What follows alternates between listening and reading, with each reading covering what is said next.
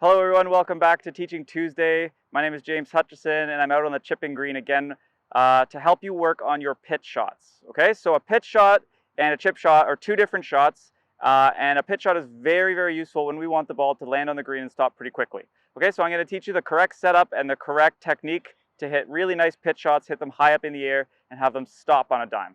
Okay, so I think the key to hitting really great pitch shots is first understanding how our wedges work. Okay, so there's a couple parts of our wedge that we need to understand. The first is the leading edge. That's the bottom edge of the wedge. And then the next is the sole of the wedge, which is the bottom kind of wide part here. Okay, so the sole of the wedge has something called bounce. And the bounce is really just a measure of how much this club wants to either bounce off the turf or dig into the turf. So the greater the number of the bounce, the more likely it is to bounce off of the turf and not take a big divot. Okay, so for most people, having more bounce is a good thing because we don't want this club to dig into the turf really deep. We want it to skid across the top of the grass, hit the ball, and then exit without taking a big divot.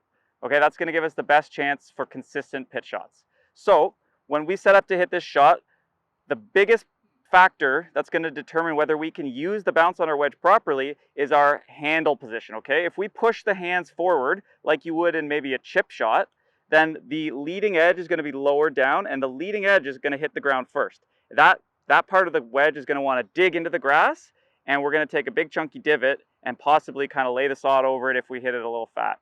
Okay, if I keep the handle more straight up and down, kind of pointed at my belly button, then the bottom of the club, the sole of the club, is going to hit the ground first. It's going to bounce off the turf.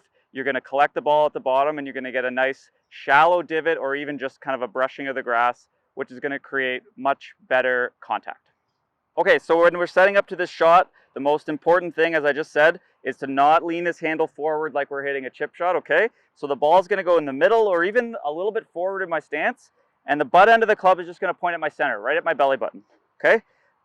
You can keep the face pretty square, or if you want to hit a little higher, you can also just kind of open the face a little bit.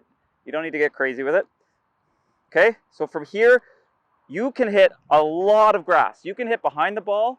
It doesn't really matter if you hit an inch or two behind the ball because the club is just going to skid into that ball and you're going to get nice contact, okay? Obviously, we're not trying to hit behind the ball, but if we do, it's okay. We have that insurance of the bounce exposed by keeping the handle more straight up and down, okay? So all I want to do from this setup position is make a nice kind of flowing backswing and make sure I hit a lot of grass on the way down. Okay, so I'll show you one right here. Okay, so I hit a lot of grass, that ball popped up in the air, it landed and maybe rolled out a couple feet before it stopped. So that's a really easy pitch shot to hit, nothing too technical, it's just about getting the setup correct and then having the confidence to go down and hit a lot of grass.